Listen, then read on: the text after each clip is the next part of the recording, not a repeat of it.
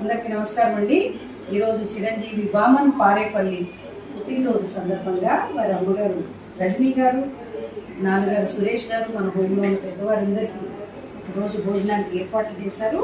మన హోంలో ఉన్న పెద్దవారందరి తరఫున చిరంజీవి వామన్కి పుట్టినరోజు శుభాకాంక్షలు మరియు ఆశీర్వాదాలండి. Thank you very much.